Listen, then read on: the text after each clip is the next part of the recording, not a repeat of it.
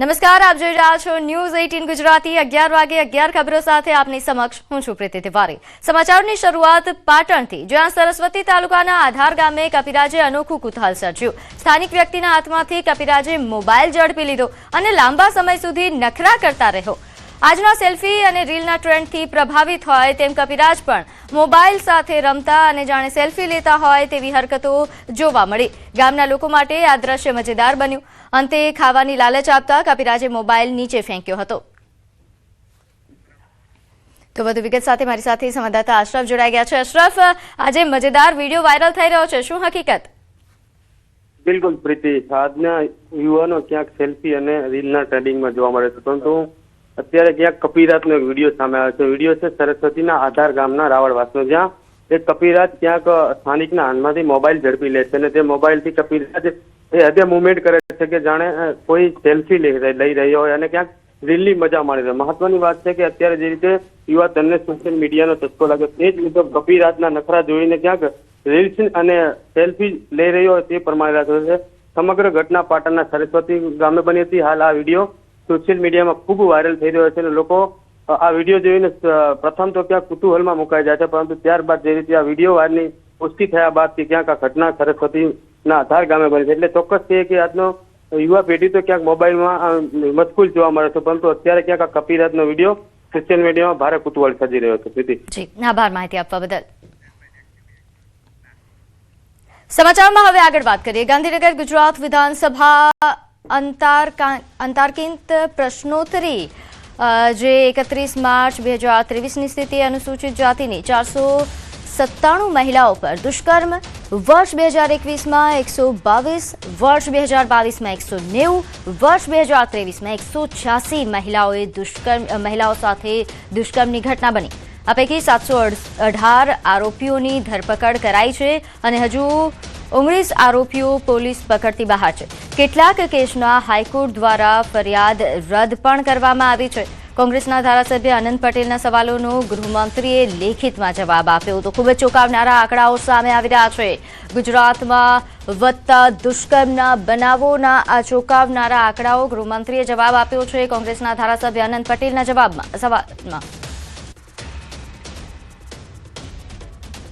તો ગુજરાત વિધાનસભામાં પ્રશ્નોત્તરી કાળ દરમિયાન દહેજ પ્રથાને લીધે 3 વર્ષમાં 178 મહિલાઓનો આપઘાતના આંકડાઓ સામે આવ્યા છે। આપઘાતના કેસમાં 552 આરોપીઓની ધરપકડ, આપઘાતના પ્રયાસના કિસ્સામાં 20 આરોપીઓની ધરપકડ। તો વર્ષ 2020-21માં 54 મહિલાઓએ જીવન ટૂંકાવ્યું, વર્ષ 2021-22માં 72 મહિલાઓએ જીવન ટૂંકાવ્યું, તો વર્ષ 2022-23માં 52 મહિલાઓએ જીવન ટૂંકાવ્યું છે।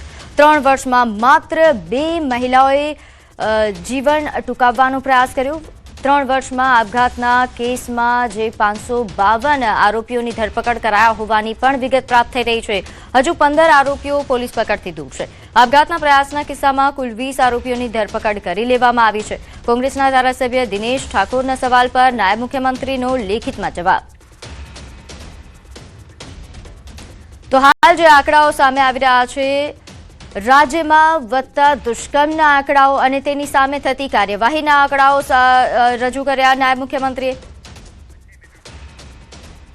ત્યારે હાલ વધુ વિગત સાથે મારી સાથે સંવાદદાતા ગૌતમ જોડાઈ ગયા છે। ગૌતમ, હાલ જે આ પ્રશ્નોત્તરી કાળ દરમિયાન જે આંકડાઓ સામે આવી રહ્યા છે, મહિલાઓ સાથે દુષ્કર્મના હોય કે પછી દહેજ પ્રથાના કારણે આપઘાતના બનાવો હોય, આ આંકડાઓ શું દર્શાવી રહ્યા છે, વિગતે માહિતી આપશો? તો ટૂંક સમયમાં ફરી સંવાદદાતા સાથે જોડાઈશું, પરંતુ હાલ જે ગુજરાત વિધાનસભામાં પ્રશ્નોત્તરી કાળ ચાલી રહ્યો છે, આ પ્રશ્નોત્તરી કાળ દરમિયાન આંકડાઓ જે સામે આવ્યા છે, ખાસ કરીને દહેજ પ્રથાના કારણે મહિલાઓ જે આપઘાતનો પ્રયાસ કર્યો હતો તેના આંકડાઓ સામે આવ્યા છે અને તેની સામે કાર્યવાહીના આંકડા પણ ખૂબ સારા છે, કારણ કે આરોપીઓની ધરપકડ કરી લેવામાં આવી છે। માત્ર 15 આરોપીઓ પોલીસ પકડથી દૂર છે। આવા બનાવોમાં 552 જેટલા આરોપીઓની ધરપકડ 3 વર્ષમાં થઈ છે। આ સામે દુષ્કર્મના બનાવોની જો વાત કરવામાં આવે તો ગુજરાતમાં જે રીતે દુષ્કર્મના બનાવો વધી રહ્યા છે, તો તેની સામે કાર્યવાહી પણ ખૂબ ઝડપી થતી હોવાની નાયબ મુખ્યમંત્રીએ જાણકારી આપી છે। વધુ વિગત સાથે સંવાદદાતા મારી સાથે જોડાઈ ગયા છે ગૌતમ। જે આંકડાઓ રજૂ કરવામાં આવ્યા છે દહેજ પ્રથા સામે, આપઘાતના અને કાર્યવાહીના, આ ઉપરાંત દુષ્કર્મના બનાવોના જે આંકડાઓ છે, શું સૂચવે છે આંકડાઓ?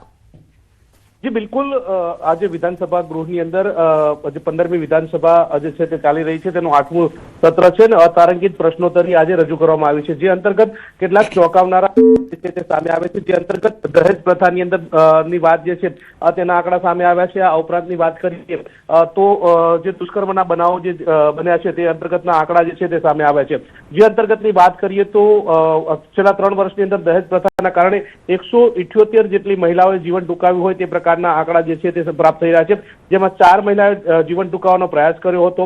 આ ઉપરાંત 2020-21 ની વાત કરીએ તો 54 મહિલાઓએ જીવન ટૂંકાવ્યું હતું, જ્યારે 2022-23 ની વાત કરીએ તો 72 જેટલી મહિલાઓએ જીવન ટૂંકાવ્યું હતું। તો 2022-23 ની અંતર્ગતની વાત કરીએ તો 52 જેટલી મહિલાઓએ જે છે તે જીવન ટૂંકાવ્યું હતું। ઉપરોક્તની વાત એ છે કે આપઘાત કેસમાં 552 જેટલા આરોપીની ધરપકડ કરવામાં આવી છે અને 15 આરોપી હજુ પણ ગિરફ્તની બહાર છે। એ અંતર્ગત સરકાર પણ સતત પ્રયાસ કરી રહી છે આરોપીને પકડવા માટેના। આ પ્રકારના આંકડા જે છે તે સામે આવ્યા છે અને મહત્વનું એ છે કે જે પ્રશ્ન જે છે તે કોંગ્રેસના ધારાસભ્યો દ્વારા ઉઠાવવામાં આવ્યો હતો અને જેને લઈ અને લેખિતમાં જવાબ ગૃહની અંદર આપવામાં આવ્યો છે। જી આભાર માહિતી આપવા બદલ।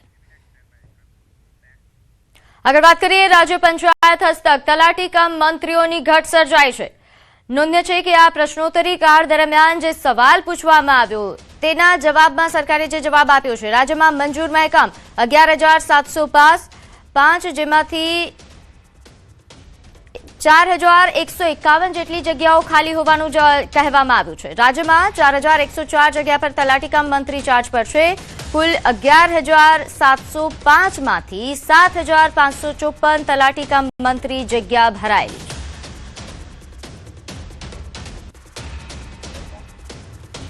તો ગૃહ વિભાગમાં વય નિવૃત્તિ બાદ અનેક નિમણૂક કરાર આધારિત 3 વર્ષમાં 77 અધિકારીની કરાર આધારિત નિમણૂક કરાઈ છે। 4,893 અધિકારીની વય નિવૃત્તિ બાદ 77 કરાર પર નિમણૂક। 2022-23માં 43 અધિકારીની કરાર આધારિત નિમણૂક કરાઈ હતી, તો 2023-24માં 25 અધિકારીઓની કરાર આધારિત નિમણૂક કરવામાં આવી હતી અને 2024-25માં 9 અધિકારીની કરાર આધારિત નિમણૂક કરાઈ છે। ગૃહમાં શૈલેષ પરમારના પ્રશ્ન પર ગૃહમંત્રીએ જવાબ આપ્યો છે।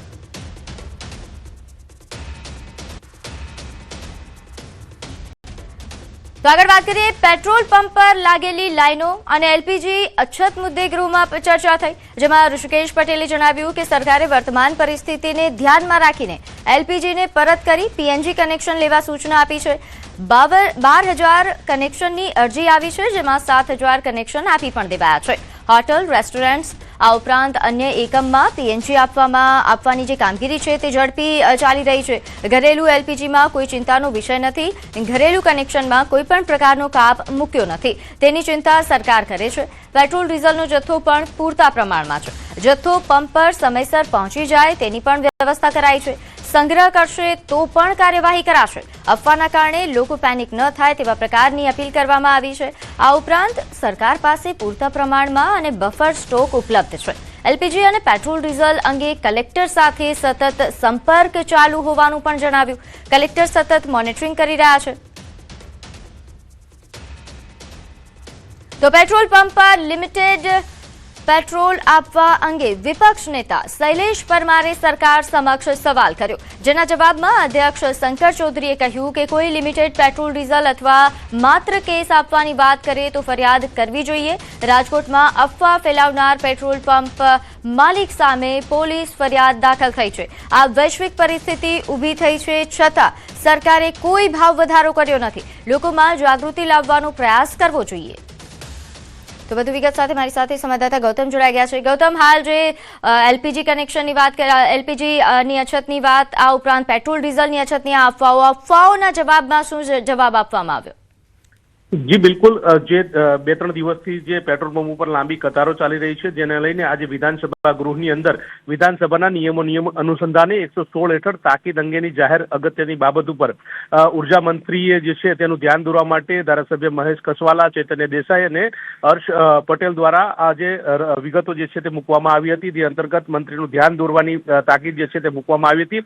જે અંતર્ગત જે ઉર્જા મંત્રી છે તેમણે જણાવ્યું હતું કે પેટ્રોલ ડીઝલ પંપ પર લાગેલી લાઈનો અંતર્ગત એલપીજીની અછત મુજબ આ ગૃહની અંદર તેમણે જવાબ આપતા જણાવ્યું હતું કે સરકારે વર્તમાન પરિસ્થિતિને ધ્યાનમાં રાખીને એલપીજી પરત કરી પીએનજી કનેક્શન લેવા અંગેની સૂચના જે છે તે આપવામાં આવી છે. 12,000 જેટલા કનેક્શનની અરજી આવી છે અને જેમાં 7,000 કનેક્શન આપ્યા હોવાની વાત જે છે તે પણ તેમણે ગૃહમાં કરી હતી. હોટલ રેસ્ટોરન્ટ એકમને પીએનજી આપવાની કામગીરી જે છે ઝડપથી કરવામાં આવશે તે પ્રકારની વાત તેમણે કરી હતી. જોકે એલપીજી ઘરેલું એલપીજીમાં કોઈ ચિંતાનો વિષય નથી તે પ્રકારની પણ વાત કરવામાં આવી હતી. કેન્દ્ર સરકારની ગાઈડલાઈન મુજબ અત્યારે હાલ તો સમગ્ર મુદ્દે પાલન કરવામાં આવી રહ્યું છે તે પ્રકારની વાત પણ ગૃહમાં કરવામાં આવી હતી. ઘરેલું કનેક્શનમાં કોઈ પણ પ્રકારની કાપ મુકાયો નથી અને તે અંતર્ગત સરકાર પણ ચિંતિત છે તે પ્રકારની વાત ગૃહમાં રજૂઆત કરી હતી.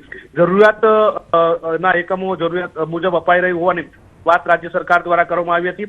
જોકે પેટ્રોલ ડીઝલનો જથ્થો પૂરતા પ્રમાણમાં હોવાનું સરકારે ગૃહમાં જણાવ્યું હતું. જથ્થો સમયસર મળી રહેશે તે પ્રકારની વ્યવસ્થા પણ કરવામાં આવી છે. સંગ્રહખોરી ન કરે તે પ્રકારની અપીલ કરવામાં આવી હતી. લોકોને પેનિક થવાની પણ જરૂર નથી. આ પ્રકારની વાત જે છે તે ગૃહમાં રજૂ કરવામાં આવી હતી. જી આભાર માહિતી આપવા બદલ.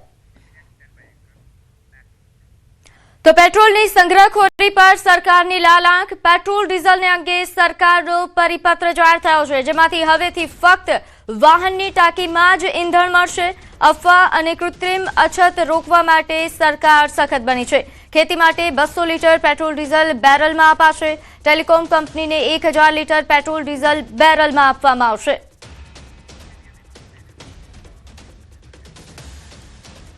તો હવે વાત અફવાથી દૂર રહો.